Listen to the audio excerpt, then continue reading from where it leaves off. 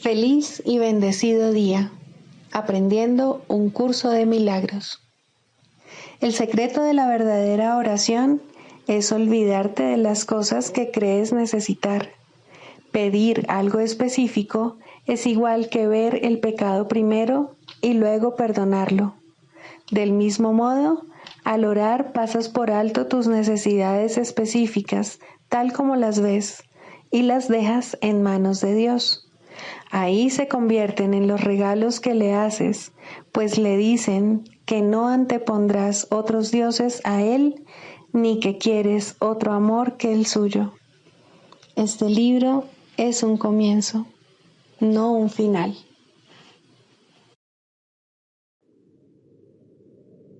Del prefacio que postula, párrafo 9. La percepción es una función del cuerpo y por lo tanto supone una limitación de la conciencia. La percepción ve a través de los ojos del cuerpo y oye a través de sus oídos. Produce las limitadas reacciones que éste tiene. El cuerpo aparenta ser, en gran medida, automotivado e independiente, mas en realidad solo responde a las intenciones de la mente. Si la mente lo utiliza para atacar, sea de la forma que sea, el cuerpo se convierte en la víctima de la enfermedad, la vejez y la decrepitud. Si la mente, en cambio, acepta el propósito del Espíritu Santo, el cuerpo se convierte en un medio eficaz de comunicación con otros, invulnerable mientras se le necesite, que luego sencillamente se descarta cuando deja de ser necesario. De por sí, el cuerpo es neutro, como lo es todo en el mundo de la percepción. Utilizarlo para los objetivos del ego o para los del Espíritu Santo depende enteramente de lo que la mente elija. Introducción. Este es un curso de milagros. Es un curso obligatorio. Solo el momento en que decides tomarlo es voluntario. Tener libre albedrío no quiere decir que tú mismo puedas establecer el plan de estudios.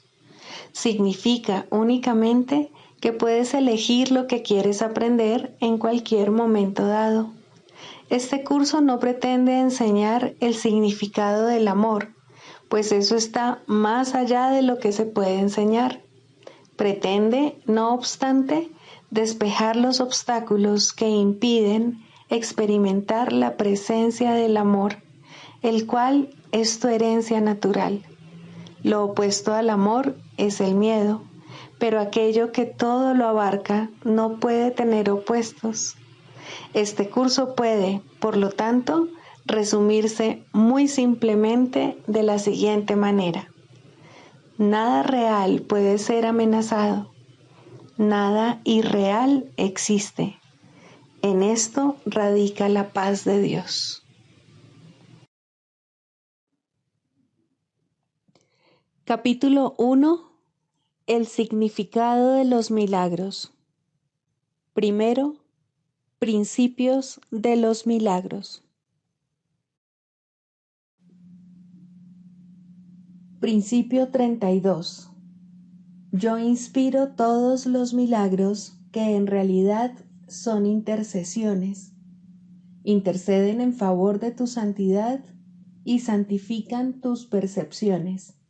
Al ubicarte más allá de las leyes físicas, te elevan a la esfera del orden celestial. En ese orden, tú eres perfecto. Capítulo 16. El perdón de las ilusiones. Primero, la verdadera empatía. Sentir empatía no significa que debas unirte al sufrimiento, pues el sufrimiento es precisamente lo que debes negarte a comprender. Unirse al sufrimiento de otro es la interpretación que el ego hace de la empatía, de la cual siempre se vale para entablar relaciones especiales en las que el sufrimiento se comparte. La capacidad de sentir empatía le es muy útil al Espíritu Santo siempre que permitas que Él la use a su manera. La manera en que Él la usa es muy diferente. Él no comprende el sufrimiento y su deseo es que enseñes que no es comprensible. Cuando se relaciona a través de ti, Él no se relaciona con otro ego a través del tuyo. No se une en el dolor, pues comprende que curar el dolor no se logra con intentos ilusorios de unirte a Él y de aliviarlo compartiendo el desvarío. La prueba más clara de que la empatía, tal como el ego la usa, es destructiva, reside en el hecho de que solo se aplica a un determinado tipo de problemas y a ciertos individuos. Él mismo los selecciona y se une a ellos, pero nunca se une a nada excepto para fortalecerse a sí mismo. Al haberse identificado con lo que cree entender, el ego se ve a sí mismo y procura expandirse compartiendo lo que es como él. No dejes que esta maniobra te engañe. El ego siempre utiliza la empatía para debilitar, y debilitar es atacar. Tú no sabes lo que es la empatía, pero de esto puedes estar seguro. Solo con que te sentases calmadamente y permitieses que el Espíritu Santo se relacionase a través de ti, sentirías empatía por la fortaleza y, de este modo, tu fortaleza aumentaría y no tu debilidad. Tu papel consiste únicamente en recordar esto. No quieres que nada que tú consideres valioso sea lo que tiene lugar en una relación. No decides hacer nada a tu manera para deteriorarlas o para crear armonía en ellas. No sabes lo que es curar. Todo lo que has aprendido acerca de la empatía procede del pasado. Y no hay nada del pasado que desees compartir, pues no hay nada del pasado que desees conservar. No te valgas de la empatía para otorgarle realidad al pasado y así perpetuarlo. Hazte a un lado tranquilamente y deja que la curación se lleve a cabo por ti.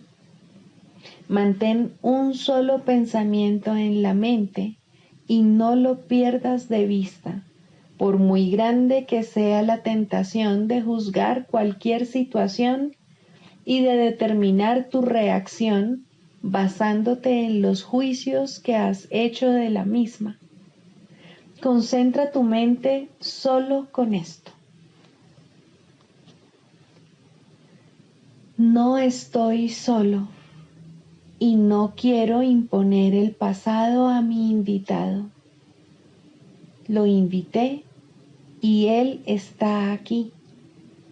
No tengo que hacer nada, excepto no interferir.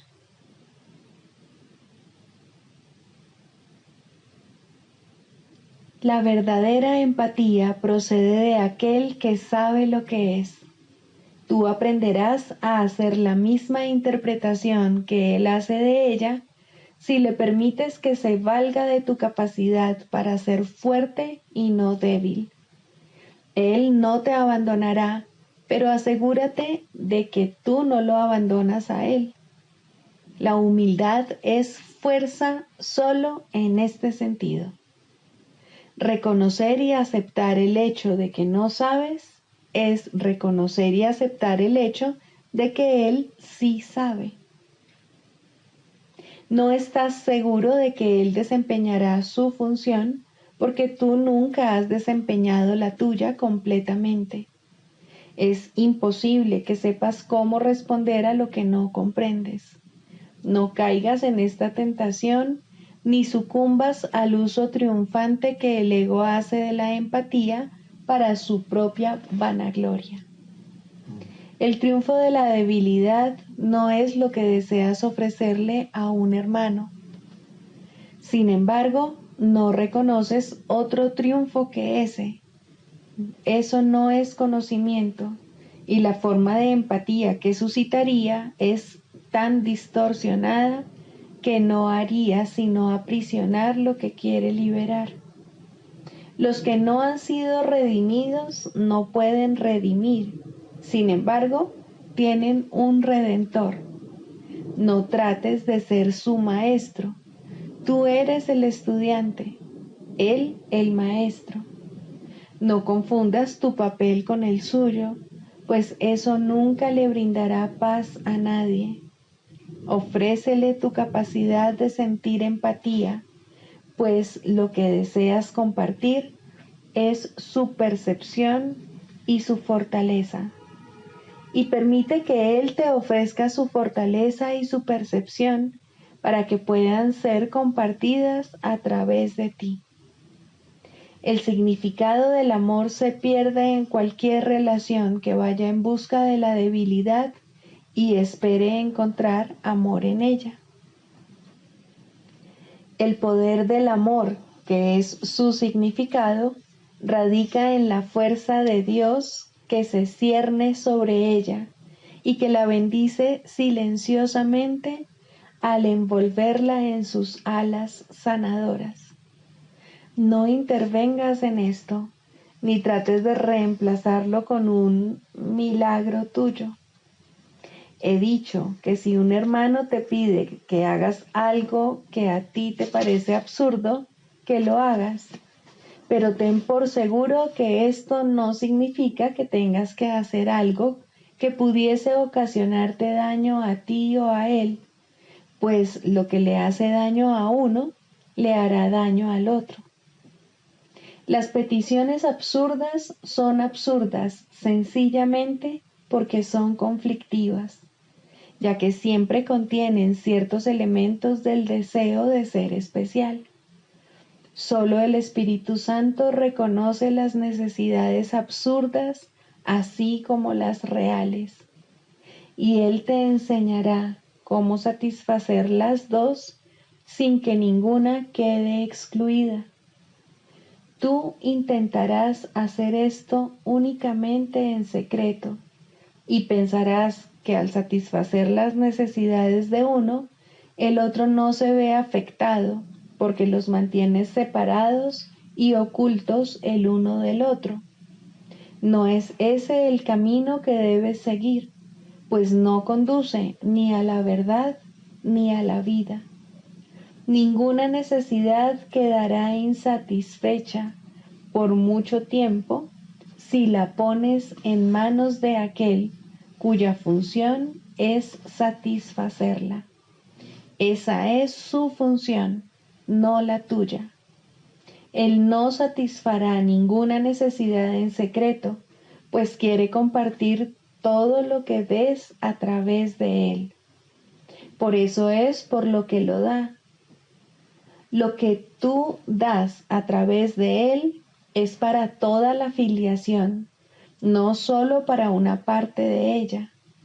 Deja su función en sus manos, pues él la llevará a cabo solo con que lo invites a formar parte de tus relaciones y a bendecirlas por ti.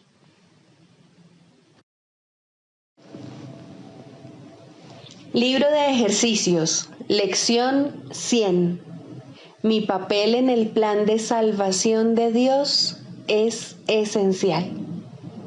Del mismo modo en que el Hijo de Dios completa a su Padre, así también tu papel en el plan de tu Padre completa dicho plan.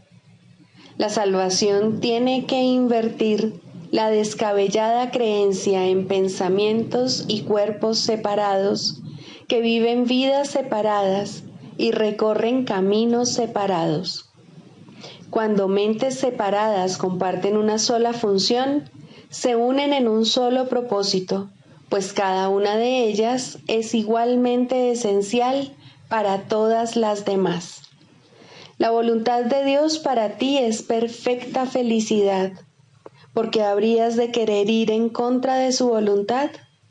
El papel que Él ha reservado para ti en el desarrollo de su plan se te da para que puedas ser restituido a lo que Él dispone. Este papel es tan esencial para su plan como para tu felicidad. Tu dicha tiene que ser total para que aquellos a los que Él te envía puedan entender su plan. Ellos verán su función en tu radiante faz y en tu risa feliz oirán a Dios llamándoles. Eres ciertamente esencial en el plan de Dios. Sin tu dicha, la suya no es total. Sin tu sonrisa, el mundo no se puede salvar. Mientras la tristeza se abata sobre ti, la luz que el propio Dios designó como el medio para salvar al mundo se atenúa y pierde su fulgor. Y nadie ríe, porque toda risa no es sino el eco de la tuya. Eres ciertamente esencial en el plan de Dios. Del mismo modo en que tu luz aumenta el fulgor de todas las luces que brillan en el cielo, así también tu dicha en la tierra exhorta a todas las mentes a abandonar sus pesares y a ocupar su puesto junto a ti en el plan de Dios. Los mensajeros de Dios rebosan dicha, y su júbilo sana todo pesar y desesperación. Ellos son la prueba de que lo que la voluntad de Dios dispone para todos los que aceptan los regalos de su Padre como propios es perfecta felicidad. Hoy no permitiremos que la tristeza se abata sobre nosotros, pues, en tal caso, no estaríamos asumiendo el papel que tan esencial es para el plan de Dios y para nuestra visión. La tristeza es señal de que prefieres desempeñar otro papel en lugar del que Dios te ha encomendado, y así no le muestras al mundo cuán grande es la felicidad que Él dispone para ti, y, por consiguiente, no reconoces que ya dispones de ella. Hoy trataremos de comprender que la dicha es nuestra función aquí. Si te dejas abatir por la tristeza, no solo no estarás cumpliendo tu función, sino que estarás privándote a ti mismo de dicha y al mundo también. Dios te pide que seas feliz para que el mundo pueda ver cuánto ama Él a su Hijo y que su voluntad es que ningún pesar menoscabe su dicha, ni que ningún miedo lo acose y perturbe su paz. Tú eres hoy el mensajero de Dios. Brindas su felicidad a todo aquel que contemplas y su paz a todo aquel que al contemplarte ve su mensaje en tu feliz semblante. Hoy nos prepararemos para esto durante las sesiones de práctica de 5 minutos, dejando que la felicidad brote en nosotros tal como dispone la voluntad de nuestro Padre y la nuestra. Comienza los ejercicios con el pensamiento que la idea de hoy presenta. Luego comprende que tu papel es ser feliz. Esto es lo único que se te pide a ti o a cualquiera que desee ocupar el lugar que le corresponde entre los mensajeros de Dios. Piensa en lo que esto significa. Estabas ciertamente equivocado al creer que se te estaba exigiendo algún sacrificio. De acuerdo con el plan de Dios, tan solo puedes recibir sin jamás perder nada, hacer sacrificio alguno o morir. Tratemos ahora de encontrar esa dicha que nos demuestra a nosotros, así como a todo el mundo, lo que la voluntad de Dios dispone para nosotros. Tu función es encontrarla aquí y encontrarla ahora. Para eso viniste. Ojalá que hoy sea el día en que lo logres. Busca en lo profundo de tu ser, sin dejarte desanimar por los pensamientos pueriles y metas absurdas que pasas de largo a medida que asciendes para encontrarte con el Cristo en ti. Él estará allí y tú puedes llegar a Él ahora. ¿Qué otra cosa preferirías contemplar en lugar de aquel que aguarda para que tú lo contemples? ¿Qué pensamiento pueril podría detenerte? ¿Qué meta absurda podría impedirte triunfar cuando es Dios mismo quien te llama? Él estará allí. Eres esencial en su plan. Hoy eres su mensajero y tienes que encontrar lo que Él quiere que des. No te olvides de la idea de hoy entre las sesiones de práctica de cada hora. Es tu ser quien le llama hoy. Es tu ser quien te llama hoy. Y es a Él a quien respondes cada vez que te dices a ti mismo que eres esencial en el plan de Dios para la salvación del mundo.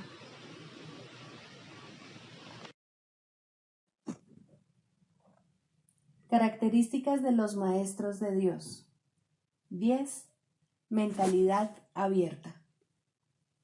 El papel central que ocupa la mentalidad abierta, quizá el último de los atributos que el maestro de Dios adquiere, puede entenderse fácilmente cuando se reconoce la relación que guarda con el perdón. La mentalidad abierta procede de una ausencia de juicios. De la misma manera en que los juicios cierran la mente impidiéndole la entrada al Maestro de Dios, de igual modo la mentalidad abierta lo invita a entrar. De la misma manera en que la condenación juzga al Hijo de Dios como malvado, de igual modo la mentalidad abierta permite que sea juzgado por la voz de Dios en su nombre.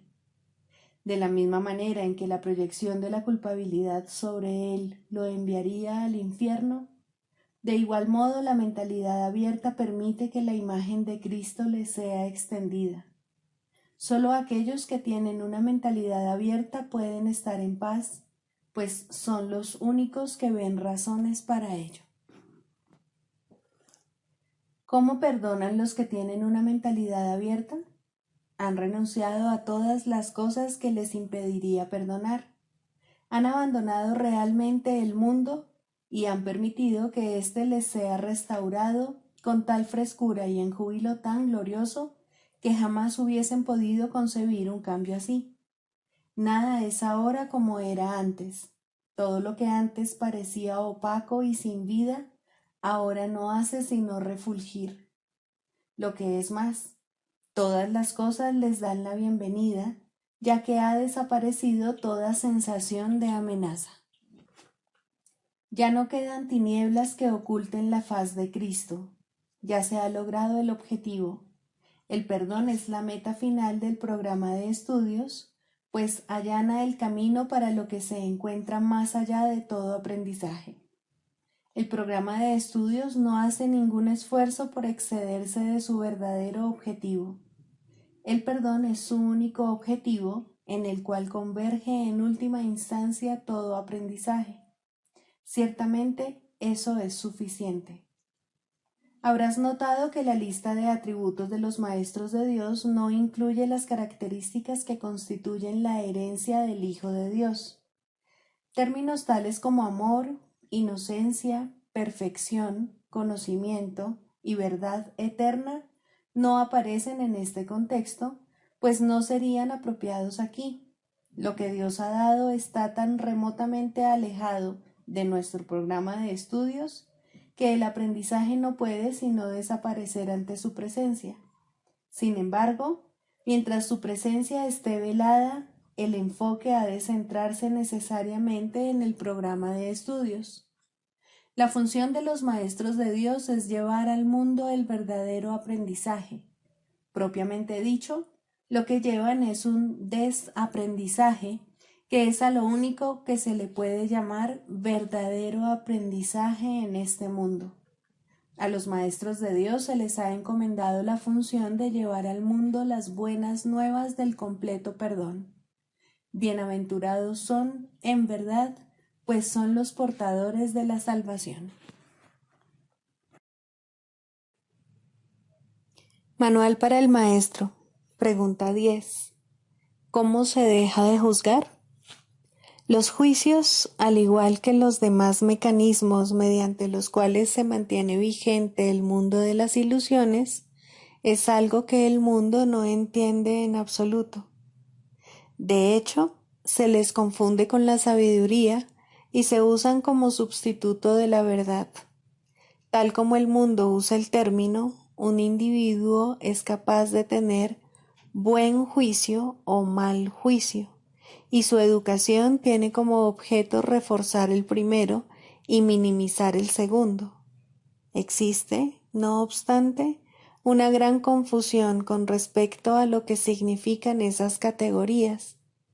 Lo que es buen juicio para uno es malo para otro. Lo que es más, una misma persona puede clasificar la misma acción como muestra de buen juicio en una ocasión y de mal juicio en otra. Tampoco puede enseñarse realmente un criterio consistente para determinar lo que son estas categorías. En cualquier momento, el estudiante puede estar en desacuerdo con lo que su supuesto maestro dice acerca de ellas, o el maestro mismo puede ser inconsistente en lo que cree. Buen juicio en este contexto no significa nada, mal juicio tampoco. Es necesario que el maestro de Dios se dé cuenta, no de que no debe juzgar, sino de que no puede. Al renunciar a los juicios, renuncia simplemente a lo que nunca tuvo. Renuncia a una ilusión, o mejor dicho, tiene la ilusión de renunciar a algo. En realidad, simplemente se ha vuelto más honesto. Al reconocer que nunca le fue posible juzgar, deja de intentarlo. Esto no es un sacrificio. Por el contrario, se pone en una posición en la que el juicio puede tener lugar a través de él, en lugar de ser algo que él emite por su cuenta. Y este juicio no es ni bueno ni malo, es el único juicio que existe y es solo uno. El Hijo de Dios es inocente y el pecado no existe. El objetivo de nuestro programa, a diferencia del objetivo del aprendizaje del mundo, es el reconocimiento de que juzgar en el sentido usual es imposible. Esto no es una opinión, sino un hecho. Para poder juzgar cualquier cosa correctamente, uno tendría que ser consciente de una gama inconcebiblemente vasta de cosas pasadas, presentes y por venir. Uno tendría que reconocer de antemano todos los efectos que sus juicios podrían tener sobre todas las personas y sobre todas las cosas que de alguna manera estén involucradas en ellos. Y tendría que estar seguro de que no hay distorsión alguna en su percepción para que sus juicios fuesen completamente justos con todos sobre los que han de recaer ahora o sobre los que hayan de recaer en el futuro. ¿Quién puede hacer eso? ¿Quién, excepto en delirios de grandeza, pretendería ser capaz de todo esto? ¿Recuerdas cuántas veces pensaste que estabas al tanto de todos los hechos que necesitabas para juzgar algo y cuán equivocado estabas? ¿Quién no ha tenido esta experiencia? ¿Tienes idea de cuántas veces pensaste que tenías razón sin jamás darte cuenta de que estabas equivocado? ¿Por qué habrías de querer usar una base tan arbitraria para tomar tus decisiones? Formar juicios no es muestra de sabiduría. La renuncia a todo juicio lo es. Forma, pues, un solo juicio más, y es este. Hay alguien a tu lado cuyo juicio es perfecto. Él conoce todos los hechos, pasados, presentes y por venir. Conoce los efectos que sus juicios han de tener sobre todas las personas y sobre todas las cosas que de alguna manera estén involucradas. Y Él es absolutamente justo con todos, pues en su percepción no hay distorsiones. Abandona, por lo tanto, todo juicio, no con pesar, sino con un suspiro de gratitud. Ahora estás libre de una carga tan pesada que solo podría haberte hecho tambalear y caer debajo de ella. Y todo era una ilusión, nada más. Ahora el Maestro de Dios puede levantarse aliviado y marchar hacia adelante con paso ligero, mas este no es su único beneficio. Su sensación de preocupación ha desaparecido, pues no tiene ninguna razón para ello. La ha abandonado junto con sus juicios. Se entregó a aquel en cuyo juicio ha elegido ahora confiar en lugar del suyo propio. Ya no comete errores. Su guía es infalible. Y donde vino a juzgar, ahora va a bendecir. Donde ahora ríe, antes venía a llorar. No es difícil renunciar a los juicios, lo que sí es difícil es aferrarse a ellos. El Maestro de Dios los abandona gustosamente en el instante en que reconoce su costo. Toda la fealdad que ve a su alrededor es el resultado de ellos, al igual que todo el dolor que contempla. De los juicios se deriva toda soledad y sensación de pérdida, el paso del tiempo y el creciente desaliento, la desesperación enfermiza y el miedo a la muerte. Ahora, el Maestro de Dios sabe que todas esas cosas no tienen razón de ser, ni una sola es verdad. Habiendo abandonado su causa, todas ellas se desprenden de él, ya que nunca fueron sino los efectos de su elección equivocada. Maestro de Dios, este paso te brindará paz. ¿Cómo iba a ser difícil anhelar solo esto?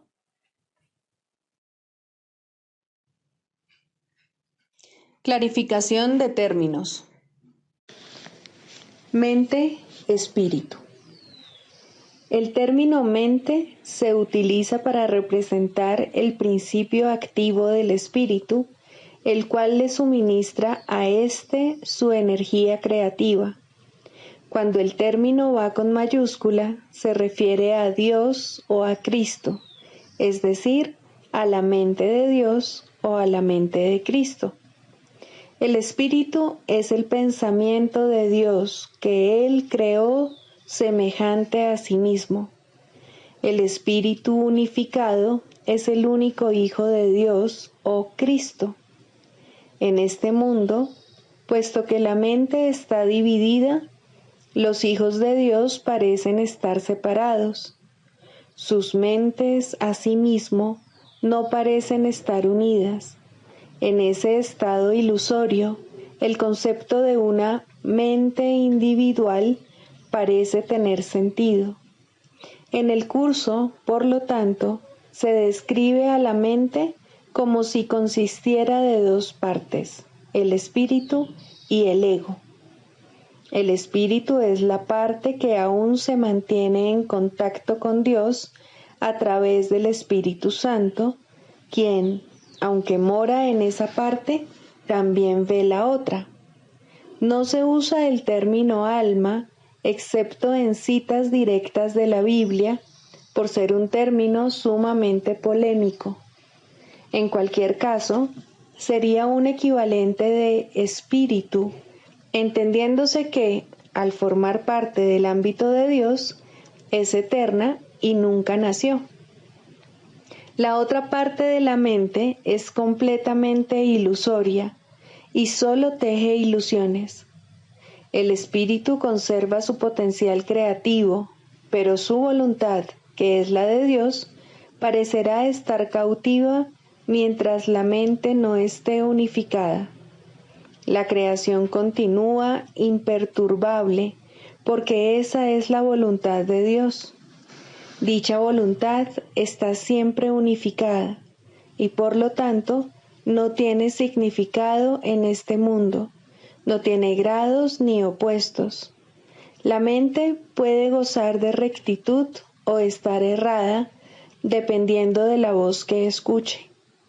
La mentalidad recta escucha al Espíritu Santo, perdona al mundo y en su lugar ve el mundo real a través de la visión de Cristo. Esta es la visión final, la última percepción, la condición en la que Dios mismo da el paso final. Ahí, al tiempo y a lo ilusorio les llega su fin. La mentalidad errada escucha al ego y teje ilusiones, percibe el pecado, justifica la ira y considera que la culpabilidad, la enfermedad y la muerte son reales. Tanto este mundo como el mundo real son ilusorios, pues la mentalidad recta simplemente pasa por alto o perdona lo que nunca ocurrió. Por lo tanto, la mentalidad recta no es la mentalidad uno de la mente de Cristo, cuya voluntad es una con la de Dios. La única libertad que aún nos queda en este mundo es la libertad de elegir, y la elección es siempre entre dos alternativas o dos voces. La voluntad no está involucrada en la percepción a ningún nivel y no tiene nada que ver con el proceso de elegir. La conciencia es el mecanismo receptor, el cual recibe mensajes tanto del plano superior como del inferior, del Espíritu Santo o del ego. La conciencia tiene niveles y puede cambiar drásticamente de uno a otro, pero no puede trascender el dominio de lo perceptual. En su nivel más elevado, se vuelve consciente del mundo real y puede ser entrenada para hacer eso cada vez con mayor frecuencia.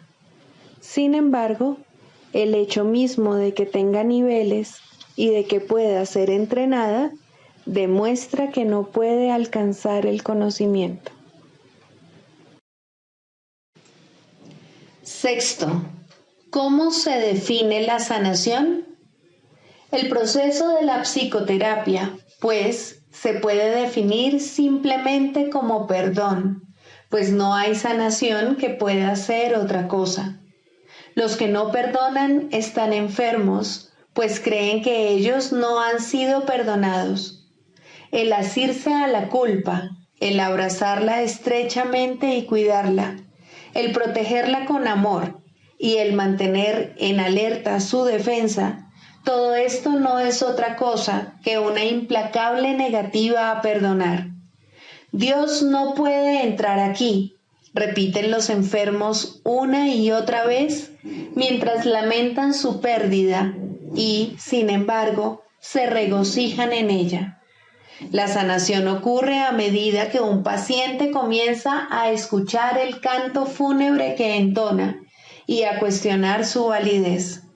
Hasta que no lo escuche, no puede entender que es él quien se lo canta a sí mismo. Escucharlo es el primer paso en la recuperación. Cuestionarlo tiene que convertirse entonces en su elección.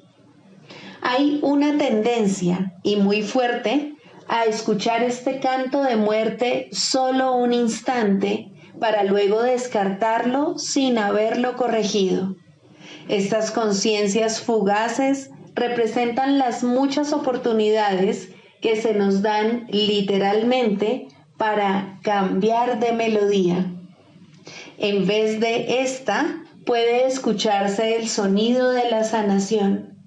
Pero primero debe surgir voluntad de cuestionar la verdad del canto de la condenación. Las distorsiones extrañas que se tejen inextricablemente al interior del concepto del yo, que en sí no es otra cosa que una pseudocreación, hacen que este feo sonido parezca verdaderamente hermoso. El ritmo del universo, el canto del ángel heraldo, todo esto y más se oye en lugar de esos ruidosos chillidos discordantes. El oído traduce, no oye. El ojo reproduce, no ve. Su tarea es hacer agradable aquello que se invoca, no importa cuán desagradable pueda ser. Responden a las decisiones de la mente al reproducir sus deseos y traducidos en formas aceptables y placenteras. Algunas veces el pensamiento detrás de la forma se asoma, aunque solo muy brevemente, y la mente se asusta y comienza a dudar de su cordura, pero no permitirá a sus esclavos cambiar las formas que contemplan, los sonidos que oyen. Estos son sus remedios, sus salvaguardias contra la locura. Estos testimonios que traen los sentidos tienen un solo propósito: justificar el ataque y de esta manera conservar la falta de perdón sin reconocerla como lo que es. Cuando se la ve sin disfraz, resulta intolerable. Sin protección no podría soportarse. Aquí se atesoran todas las enfermedades, pero sin reconocer que es así. Pues cuando no se reconoce una falta de perdón, la forma que toma parece ser algo distinto. Y ahora es ese algo distinto lo que parece aterrorizar. Pero no es el algo distinto lo que se puede sanar. No está enfermo y no necesita remedio. Concentrar tus esfuerzos sanadores aquí no es más que futilidad. ¿Quién puede sanar lo que no está enfermo y aliviado? La enfermedad toma muchas formas y lo mismo hace la falta de perdón. Las formas de una solo reproducen las formas de la otra, pues son la misma ilusión. Tan fielmente la una se traduce en la otra que un estudio cuidadoso de la forma de una enfermedad revelará con bastante claridad la forma de falta de perdón que representa. Sin embargo, ver esto no efectuará una sanación. Eso se logra mediante un solo reconocimiento, que solo el perdón sana una falta de perdón, y solo una falta de perdón puede ser el origen de cualquier clase de enfermedad. Esta comprensión es la meta final de la psicoterapia. ¿Cómo se alcanza? El terapeuta ve en el paciente todo lo que no ha perdonado en sí mismo y de esta manera se le da otra oportunidad de mirarlo, someterlo a una nueva evaluación y perdonarlo. Cuando esto ocurre, ve cómo desaparecen sus pecados en un pasado que ya no está aquí. Hasta que lo haga, tiene que pensar que el mal lo asedia aquí y ahora. El paciente es la pantalla para la proyección de sus pecados, lo cual hace posible que se deshaga de ellos. Pero si llega a retener una mancha de pecado en lo que mira, su liberación es parcial y no será segura. Nadie se cura solo. Este es el alegre canto que la salvación entona a todo el que oye su voz. Esta afirmación no puede ser recordada con demasiada frecuencia por todos los que se vean a sí mismos como terapeutas. Sus pacientes solo se pueden ver como portadores de perdón, pues son ellos quienes vienen a demostrar su impecabilidad ante ojos que aún creen que el pecado se encuentra ahí para que lo vean. Pero la prueba de la impecabilidad, vista en el paciente y aceptada en el terapeuta, le ofrece a la mente de ambos un pacto en el cual se encuentran y unen y son uno. El canto de la oración. 3. La curación. Introducción. La oración tiene ayudantes y testigos que hacen más llevadero y seguro el empinado ascenso, aliviando el dolor causado por el miedo y ofreciendo consuelo y promesas de esperanza. Testigo del perdón y ayudante en la oración, dadora de la certeza de que finalmente alcanzarás la meta, eso es la curación. Su importancia no debe enfatizarse demasiado, pues la curación es una señal o símbolo de la fuerza del perdón y tan solo un efecto o sombra de un cambio de parecer con respecto a la meta de la oración.